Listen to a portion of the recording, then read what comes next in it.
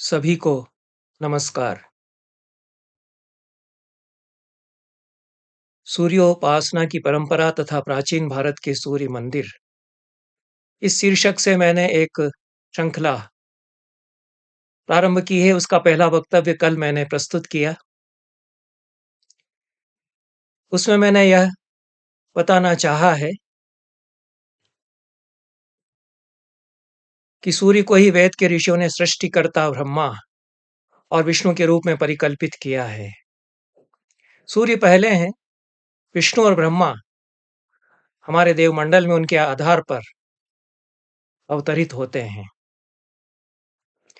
ऋग्वेद के ऋषि यह भी कहते हैं कि सृष्टि के आरंभ में परम सत्ता ने अपने आप को हिरण्यगर्भ या सोने के चमकते हुए एक अंडे के रूप में प्रकट किया। आधुनिक विज्ञान में जो सृष्टि विद्या है, उससे भी यह बात सत्यापित होती है। और आधुनिक अंतरिक्ष विज्ञान या खगोल भौतिकी में जो विवेचन किया जाता है सृष्टि के विकास का, उसमें एक जलते हुए आग का गोला आरंभ में था, उससे छिटक कर एक सूर्य बना और फिर गैसें, धूल के कण आदि आदि मिलकर के बाकी ग्रह बनते गए। महामहोपाध्याय रामावतार शर्मा ने नए युग के लिए नया दर्शन निर्मित किया अपने परमार्थ दर्शनम नामक ग्रंथ में। इस ग्रंथ में वे आधुनिक खगोल भौतिकी या एस्ट्रोफिजिक्स के सिद्धांतों तथा भारत की पौराणिक पौराणिक सृष्टि विद्या का समन्वय करने का प्रयास करते हैं। महाविस्फोट हुआ, उसमें सूर्य पहले था, उसके चारों ओर छिटक कर चक्कर लगाने लग गए। धूल के अगणित कण, गैसें और पृथ्वी का निर्माण फिर उनसे हुआ। चंद्रमा बहुत बाद में बना। पृथ्वी 4.6 अरब वर्ष पहले जलते हुए उबलते हुए लावे के सागर पर स्थित हमारी यह प्यारी पृथ्वी उस समय थी। धीरे धीरे ऊपर की परत इसकी ठंडी हुई, निचली परतों में तो अभी भी गर्मी है। सूर्य तो उसी प्रकार से जलता धधकता हुआ अग्निकुंड एक है। हिरण्यगर्भ सूर्य का ही एक नाम बताया गया। अगस्त्य ने जो आदित्य हृदय स्तोत्र का उपदेश दिया वाल्मीकि रामायण में राम को, उसमें हिरण्यगर्भ भी सूर्य का एक नाम और शंभु भी सूर्य का एक नाम है। रामावतार शर्मा कहते हैं कि इसी हिरण्यगर्भ को ऋषियों ने परम तत्व के रूप में वर्णित किया है। वे यह भी बताते हैं कि विश्व में कई ब्रह्मांड हैं, अगणित सूर्य हैं, अगणित छायापथ और अगणित सौर मंडल हैं। एक एक सौर मंडल एक एक ब्रह्मांड है। इन्हीं में से एक ब्रह्मांड और एक सौर मंडल हमारा है। इसमें एक सूर्य हमारा है। ऐसे अगणित सूर्य हैं, उनके अगणित ब्रह्मांड और अगणित सौर मंडल हैं। यह विज्ञान बताता है, इसको वे अपने परमार्थ दर्शन में समायोजित करते हैं। और सूर्य का लक्षण ही वे यह करते हैं कि स्वयं प्रकाशमान होते हुए अन्य सूर्य के अधीन न होकर गतिशील होना, यह सूर्य का लक्षण माना जाना चाहिए। स्वयं प्रकाशत्व यह परम सत्ता का भी, पर ब्रह्म का भी लक्षण हमारे यहाँ किया गया है। और बढ़ता है इसलिए ब्रह्म है, गतिशील वह है, यह भी ब्रह्म का लक्षण किया गया है। इसलिए परमार्थ दर्शनम में एक सूत्र है, सर्वतोमुखत्व लक्षण चतुराननत्व व्यपदेशस्य। ब्रह्मावतार शर्मा कहते हैं कि मृत अंड का पुत्र होने के कारण वही सूर्य मार्तंड कहा जाता है। ब्रह्मा को भी हिरण्यगर्भ या हिरण्यंड का गर्भ कहा जाता है, जिसमें गर्भ का आशय बालक के समान होना ही है। इसलिए ब्रह्मा और सूर्य का अभेद है, एक ही सत्ता। सूर्य सविता आदि नामों से तथा ब्रह्मा विश्वसृष्ट या विश्व का सृष्टिकर्ता चतुरानन आदि नामों से व्यपदिष्ट की जाती है या कही जाती है।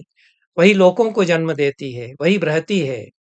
ब्रह्म या ब्रह्मा शब्द का निर्वचन करने पर बृहत्व यह अर्थ ही आता है। बृहधातु के अर्थ का अनुगम करने पर शंकराचार्य ने अपने शांकर भाष्य में यही अर्थ किया है इसलिए उसे ब्रह्म कहा जाता है। उसका बृहत्व या बड़ा होना किस प्रकार स्पष्ट है, इसको बताते हुए कहते हैं कि वह प्रादेश मात्र व्यास वाले दर्पण के बराबर है या नहीं मानना चाहिए। ज्योतिष शास्त्र के विद्वानों ने अबाधित अनुमान के आधार पर ज्योतिष शास्त्र के विद्वानों के अबाधित अनुमान के अनुसार वह प्रयुक्त से भी अधिक भूमि के बराबर है, यह पता चलता है। चारों ओर से तेजोमयी, दक्षिण और उत्तर इन दो अयनों में उसके चारों ओर चक्कर लगाते रहने वाली यह पृथ्वी, इस पृथ्वी के निवासियों को इसके निस्तेजस्क धरातल का पता नहीं चलता। इसके सर्वतोमुखत्व और चतुराननत्व आदि व्यपदेशों का यही कारण है। आगे सूत्र में कहते हैं कि इत्थम सूर्य से ब्रह्मादि शब्द वाच्यत्व मुक्त्वा विश्व चडादि वाच्यत्वमप्याह। सूर्य ही ब्रह्म आदि शब्दों से बताया जाता है या बता करके, और फिर बताते हैं कि किस प्रकार से उसी सूर्य के विश्व सृष्टा आदि भी नाम बनते हैं। सर्वशक्तिमयेन धाम्ना विश्वषट् स्वयंभू। सर्वशक्तिमय तेज के कारण इसी सूर्य को विश्व का सृष्टा और स्वयंभू भी कहा जाता है। तस्यास्य सूर्यस्य तेजः सर्वशक्तिमयम्। इस सूर्य का जो तेज है वह सर्वशक्तिमय है। तस्यैव तापो ही जीवादि रूपेण भूग्रहादौ परिणमति। उसी का ताप भूग्रह आदि ग्रहों पर विभिन्न परिणाम उत्पन्न करता है, इसलिए उसे विश्व सृष्टा कहा जाता है। वही स्वयंभू भी है। तस्मात् स विश्वसृष्ट स्वयंभूश्चासौ। नहि कुलाले नैव केनापि मृत्पिंडवत् वर्तुलीकृत्य वियति विसृष्टोऽसौ। कुम्हार की तरह मिट्टी के लोंदे को वर्तुल बनाकर किसी ने उसे नहीं रचा है। क्या यही एक ब्रह्मा है या उसके जैसे अन्य भी हैं? ऐसी जिज्ञासा होने पर बताते हैं, अनेके ब्रह्माणो अनेकानि च ब्रह्मांडानि। अनेक ब्रह्मा हैं और अनेक ब्रह्मांड हैं। सूर्यो ही ब्रह्म इति उक्तम। सूत्र हैं और भाष्य भी है, और भाष्य में कहते हैं सूर्यो ही ब्रह्म इत्युक्तम। ताराख्या अनेके च सूर्या उक्ता ब्रह्माणाम अनेकत्वात् तत्प्रकाश परिच्छिन्नानि ब्रह्मांडान्यप्यनेकानि। ब्रह्मांड ब्रह्मणाम अनेकत्वात् तत्प्रकाश परिच्छिन्नानि ब्रह्मांडान्यप्यनेकानि। अनेक ब्रह्मा हैं, उनके प्रकाश से परिच्छिन्न अनेक ब्रह्मांड बनते हैं। वर्तुलस्य ब्रह्मांडस्यास्य सीमा लोकालोकाचलत्वेन कविभिरुत्प्रेक्षितः। पुराणों में या काव्यों में कवि उत्प्रेक्षा इसी विज्ञान के आधार पर करते हैं और ये कल्पनाएं फिर उदित होती हैं। तो वर्तुल ब्रह्मांड की सीमा लोकालोक पर्वत तक कवि उत्प्रेक्षित करते हैं। ईदृशी नाम कल्पना नाम अनंतत्वात् परमार्थ ज्ञानाम अनुपयोगित्वात् अत्र उपेक्षा। कहते हैं कि इस प्रकार की कल्पनाएं परमार्थ ज्ञान के लिए अनुपयोगी हैं, इसलिए यहाँ इनकी उपेक्षा की गई है। पर समन्वय किया जा सकता है, जो हमारे पूर्वजों ने हिरण्यगर्भ आदि सत्ताओं का वर्णन किया है उनसे। तो प्रांचोपि ब्रह्मांडानाम नैकत्वम वर्णयन्ति इत्याह। प्राचीन लोगों ने भी ब्रह्मांडों की अनेकता का वर्णन किया है। प्रतिरोमकूपम सर्वात्मनः इति कवयः। कवियों ने कहा है कि सर्वात्मा के प्रत्येक रोमकूप में एक एक ब्रह्मांड है।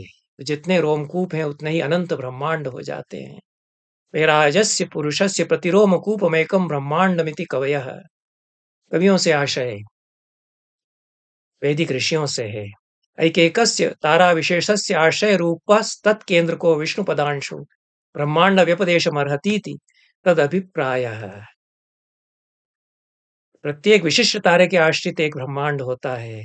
तारे ही सूर्य होते हैं। प्रत्येक विशिष्ट तारे के आश्रित एक ब्रह्मांड होता है, जिसका केंद्र सूर्य के रूप में वही विशिष्ट तारा होता है, और इस ब्रह्मांड को विष्णु पदांश कहा जा सकता है। एक सूर्य का जो सौर मंडल है वही ब्रह्मांड होता है। कहते हैं कि क्या तारतम्य है। चतुर्थ अधिकरण जो है द्वितीय आनिक का, उसमें बताते हैं, यह उपनिषदा सर्गस्तस्य वैज्ञानिकात् भिदा। उपनिषदों में जो सर्ग या सृष्टि प्रतिपादित है उसका वैज्ञानिक सृष्टि विज्ञान से इस दृष्टि से भेद हो जाता है। लेकिन अगले ही सूत्र में कहते हैं कि समन्वय किया जा सकता है। समन्वयो वा भेद स्यात् भूतादिक्रम भेदतः। भूतादिक्रम भेद से दोनों का समन्वय भी किया जा सकता है। वैचित्र्ये शाश्वतेप्यत्र व्यक्तः सर्गक्रम स्थितः। शाश्वत वैचित्र्य है पूरी सृष्टि। विज्ञान भी यही मानता है कि यह पूरा ब्रह्मांड का विज्ञान जो है, इसका सारा का सारा रहस्य नहीं जाना जा सकता है। इसलिए शाश्वत वैचित्र्यवाद एक सिद्धांत है रामावतार शर्मा के परमार्थ दर्शन में। सर्वात्मवाद दूसरा सिद्धांत है। यही सर्वात्मा है जो अनंत अनंत ब्रह्मांड उसके अंश हैं, उन सब से मिला करके सर्वात्म सत्ता एक है, और वह शाश्वत वैचित्र्य उसका एक लक्षण है। तो शाश्वत वैचित्र्य के होने पर भी व्यक्त रूप में सृष्टिक्रम को हम समझ सकते हैं, और इसका समन्वय फिर जो सृष्टिक्रम वेद के ऋषि बताते हैं उसका आधुनिक खगोल भौतिकी के साथ, वैज्ञानिकों के सिद्धांतों के साथ कर सकते हैं। तो समन्वयश्च तत्रास्ति प्राचाम वैज्ञानिकैः सह। प्राचीनों के प्रतिपादन का वैज्ञानिकों के प्रतिपादन के साथ समन्वय किया जा सकता है। इस तरह से यह जो विभज्यमान ब्रह्मांड हैं, उनमें से प्रत्येक ब्रह्मांड का केंद्र एक सूर्य है, और शेष अंश के ग्रह आदि का विभाग उनमें फिर समझा जा सकता है। इस तरह से फिर सूर्य केंद्रित जो समस्त ब्रह्मांड की संरचना है उसको समझा जा सकता है, और उस ब्रह्मांड का एक केंद्र सूर्य है। उसका सबसे पहले दर्शन जब ऋषियों ने किया, सूर्योपासना प्रथम हमारा धर्म यह हुआ। रामावतार शर्मा कहते हैं कि कालक्रम या समय बीतने के साथ वह ब्रह्मांड सूर्य के केंद्र में होते हुए, या सूर्य चूंकि उसका केंद्र था इसलिए वह अन्य ग्रह उपग्रह आदि उसके चारों ओर परिक्रमा करने लगे। उसके विभक्त होने पर केंद्रीय अंश केतु के पिठर या धड़ के समान सूर्य के रूप में स्थित रह गया। परिधि के चक्र पृथक होते हुए विभिन्न ग्रहों के रूप में स्थित हो गए। इस तरह से पृथ्वी, चंद्रमा आदि ग्रह उपग्रह बनते चले गए, और अन्य सारे ग्रह नक्षत्रों का विभाजन हुआ। आरंभ में उबलते हुए लावे के रूप में ये थे। ऊष्मा का धीरे धीरे निकलना स्वाभाविक है। यह ऊष्मा के निकलने की प्रक्रिया करोड़ों वर्षों तक घटित होती रही। यह विज्ञान भी मानता है। परमार्थ दर्शन में रामावतार शर्मा यह बताते हैं।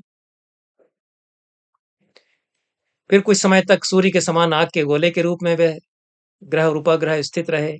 फिर उनका ऊपर का भाग ठोस होता गया। उससे चारों ओर जो वाष्प का तपता हुआ वायु रूप द्रव्य था, उसकी उष्णता स्वाभाविक रूप से कम होती गई। इनके ऊपर की परत ग्रह उपग्रहों की ठंडी होती चली गई, और समय आने पर उस ऊपर की परत पर जल का आविर्भाव हुआ।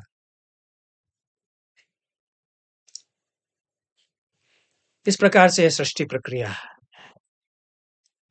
यहाँ पर जो बताई गई है, और इसका समन्वय जो ऋग्वेद में सूर्य विषयक मंतव्य हैं उनके साथ कहीं न कहीं बनता है। सूर्य की स्तुति में बहुत सारे सूक्त हैं, और जो अन्य देव विषयक सूक्त हैं उनमें भी कहीं न कहीं सूर्य सर्वात्मक सत्ता के रूप में वर्णित होते हैं। वरुण विषयक सूक्त हों, मित्र विषयक सूक्त हों, या विष्णु विषयक सूक्त हों, जैसा मैंने कल भी कहा, उनमें भी एक सर्वात्मक सत्ता के रूप में जगतस्तस्तु षष्ठ आत्मा इस रूप में, सारे स्थावर जंगम इस ब्रह्मांड की आत्मा के रूप में सूर्य का वर्णन आता है। प्रस्कंड कांड के सूक्त बहुत बड़ी संख्या में हैं। ऋग्वेद के पहले ही मंडल में वे सब सूर्य विषयक हैं। विश्व दृष्टा, विश्व सृष्टा, विश्वमय सूर्य का वर्णन उनमें किया गया है। ऋषि कहते हैं कि सूर्य की किरणों के साथ देवता धरती पर उतरते हैं। अग्नि यज्ञ में देवताओं को लेकर के आता है। क्यों लेकर के, कैसे लेकर के आता है? सूर्य की किरणों के द्वारा वह उनको लेकर के आता है। आकीम सूर्यस्य रोचनाद विश्वान देवानुशर बुधा, पहले मंडल के 14वें सूक्त में प्रस्कंड कांड ऋषि कहते हैं। पहले मंडल के 47वें सूक्त में अश्विनी कुमारों के प्रति कहा गया है कि तुम दोनों सूर्य की रश्मियों के द्वारा हमारे पास आओ। अतो रथेन सुरता न आगतम साकम सूर्यस्य रश्मि भी। तो जितने भी देवता हैं वे सूर्य की किरणों में समाहित होकर के हमारे पास आते हैं। 50वें सूक्त में पहले मंडल के कहते हैं, उदुत्यम जात वेदसम देवम वहंति केतवः। जात वेदस तुझ अग्निदेव को सूर्य की किरणें ऊपर उठाती हैं। अग्नि और सूर्य एक हो जाते हैं। सूर्य की किरणें अग्निमय और अग्नि सूर्य की किरणों से निर्मित होते हैं। 50वें सूक्त में ही प्रथम मंडल के कहते हैं, दृश्य विश्वाय सूर्यम। संपूर्ण जगत सूर्य को देखे और सूर्य संपूर्ण जगत को देखते हैं। अपत्ये तायवो यथा नक्षत्रायंत्युक्तु भी, नक्षत्रायंत्यक्तु भी, अक्तु भी अर्थात रात्रियों के साथ नक्षत्र आदि जिस तरह से भाग जाते हैं, उसी तरह से सूर्य के उदय होने पर तायवह चोर आदि सभी भाग जाते हैं। सूराय विश्व चक्ष से, विश्व चक्षु, विश्व दृष्टा, सर्वदृष्टा सूर्य के उदित होने पर, यह इस मंत्र के आरंभ में कहा गया है, ऐसा होता है। भ्राजंतो अग्नयो यथा, सूर्य की जो रश्मियां हैं वे चमकती हुई अग्नियों के समान है। कर्णिर विश्व दर्श तो ज्योतिष्कृदसी सूर्य, सबको देखने वाला, सबको प्रकाशित करने वाला विश्व दृष्टा ज्योतिष्कृत तरणी तू है। प्रकाशित होता हुआ, प्रकाशमान होता हुआ, गतिशील चलता हुआ तू है, ऐसा। प्रत्यंग देवानाम विषय प्रत्यंग उदेश मानुषान प्रत्यंग विश्वम स्वर दृशे। यह देवाओं के प्रति, देवताओं के प्रति, मनुष्यों के प्रति तुम उदित होते हो। ये ना पावक चक्षुषा भुरण्यंतम जनान अनुभुरण्यंतम। अपने अपने कामों में लगे हुए सब लोगों को तुम देखते हो। तुम्हारी यह दृष्टि हमारी ओर बनी रहे। त्वम वरुण पश्यसि, तुम ही वरुण हो, तुम देखते हो। विद्यामेषि रजस पृथ्वा विमानो अक्तुभि। रात्रियों से दिनों की माप लेते हुए तुम इस विस्तृत अंतरिक्ष और द्युलोक में संचरण करते हो, ऐसा कहते हैं। पश्यन जन्मानि सूर्य, यह सारे जनों को तुम देखते हो। अयुक्त सप्त शुंध्युवः सूरो रथस्य नप्त्य। पवित्र करने वाला बुद्धिमान, कभी न गिरने वाला सूर्य अपने 7 घोड़े जोतता है। ताभिर याति स्वयुक्ति भी, फिर उनसे सर्वत्र गमन वह करता है। उद्वयम तमसस परि ज्योतिष पश्यंत उत्तरम देवम देवत्रा सूर्य मगन्म ज्योतिरुत्तमम। अंधकार के ऊपर उत्तरम ज्योति पश्यंत, श्रेष्ठतर ज्योति को देखते हुए, देवम देवानाम, देवों के भी देवता, सर्वश्रेष्ठ देव को हमने देखा, हमने प्राप्त किया। उद्यन्नद्य मित्र मह आरोहन उत्तराम देवम, वही मित्र है, वही उदित होता है। हृदरोगम मम सूर्य हरिमाणम च नाशय, मेरे हृदय रोग और पीलिया रोग को नाश करो हे सूर्य। यह जो सूर्य की रश्मियों में रोग हारक क्षमता होती है। शुकेशु में हरिमाणम रोपणा कासु दधमसी, हरे रंग वाले मेरे रोग को दूर करके यह हरा रंग तुम वनस्पतियों में वितरित कर दो, वनस्पतियों में स्थापित कर दो, यह कहते हैं। यह जो विज्ञान है सूर्य का, इसके साथ सूर्य की परिकल्पना आद्य देव के रूप में वैदिक ऋषि करते हैं। इसलिए यह आद्य धर्म था, सूर्य की उपासना का धर्म, और अन्य सभी देवताओं की परिकल्पना इसके बाद में हुई। यह अन्य जो विश्व की संस्कृतियां हैं, उनमें भी यही हुआ, भारत में भी यही हुआ। उन पर भी मैं बात करूंगा। इजिप्ट की, बेबीलोन की, ग्रीस की, अफ्रीका की अन्य जो संस्कृतियां हैं, उनमें सूर्य की उपासना सबसे पहले, और अन्य सभी देवताओं की परिकल्पना तदाधारित, तदनुसृत होती है। प्रश्न यह आता है कि अब इसकी चर्चा करने से क्या लाभ होगा? हमारे तो राम हैं, मंदिर हैं, कृष्ण हैं, हमारे देवता हैं, ब्रह्मा विष्णु महेश हैं, रहा होगा आदि धर्म, वह प्राचीन जो अवशेष हैं, पुरावशेष हैं, उनसे उसकी पुष्टि मिलती है। इंग्लैंड में भी हमने देखा कि सूर्योपासकों का ईसा से कई हजार वर्ष पहले का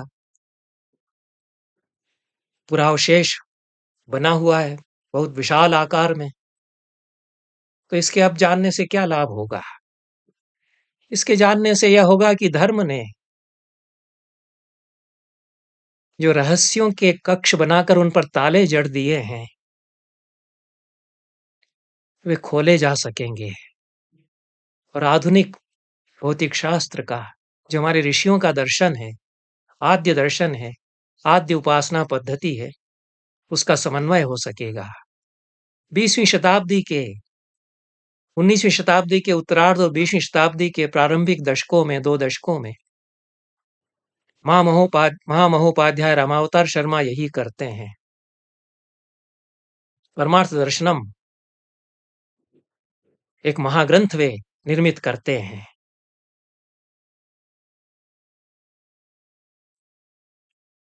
21वीं शताब्दी के आरंभ में हम भी फिर से ऐसा प्रयास कर सकते हैं।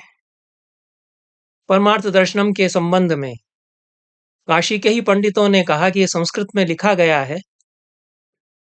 सूत्र भाष्यकारी का शैली में, और वार्तिक भी स्वयं उन्होंने लिखे हैं। बड़ा ग्रंथ है, दुरूह ग्रंथ है। उसका मैं अनुवाद करने का प्रयास कर रहा हूं। उसका किसी भाषा में अनुवाद नहीं हो सका, नहीं किया गया अभी तक। 100 साल से ऊपर उस ग्रंथ को पहला संस्करण छपे हुए हो गए। हमने उस ग्रंथ के प्रथम प्रकाशन की शताब्दी नहीं मनाई, अपराध हमारा यह है, और उसको हमने भुला भी दिया। एक बार उस पर बहुत चर्चा हुई थी, 125 साल पहले जब वह छपा था, 120 साल पहले। पंडितों में बावेला मचा था, लेकिन उन्होंने स्वागत भी किया था कि ये महान दर्शन खड़ा हो गया। 7वां दर्शन 6 दर्शनों के बाद यह निर्मित कर दिया गया। और उन्हीं में से एक पंडित ने यह भी कहा कि यही ग्रंथ यदि अंग्रेजी में लिखा जाता तो रामावतार शर्मा की गणना विश्व के महान दार्शनिकों के साथ होती। उस ग्रंथ का, उसके प्रतिपाद्य का महत्व तो गोविंद चंद पांडे ने भी समझा। हरिमोहन झा जो फिलॉसफी के प्रोफेसर थे, उन्होंने भी समझा। तो उसमें जो कुछ कर रहे हैं रामावतार शर्मा, बहुत कुछ नया उसमें करने का प्रयास कर रहे हैं। जटिल और दुरूह ग्रंथ है और ओघड़ की शैली है रामावतार शर्मा की, लेकिन उसके आधार पर बहुत सारा जो कर्म कांड, पाखंड, अनाचार, दुराचार, प्रपंच फैलाया गया है, रामावतार शर्मा उसको अकेले अपने दम पर काटना चाह रहे थे। और यह प्रयास तो खत्म नहीं होता, यह प्रयास जारी रहेगा। कल फिर लौट कर आऊंगा फिर से कि यह प्राचीन, सबसे प्राचीन धर्म विश्व का, इस पर दृष्टि जाना क्यों आवश्यक है और कहां कहां यह विश्व का प्राचीन धर्म है, इस पर फिर बात करूंगा। धन्यवाद, नमस्कार।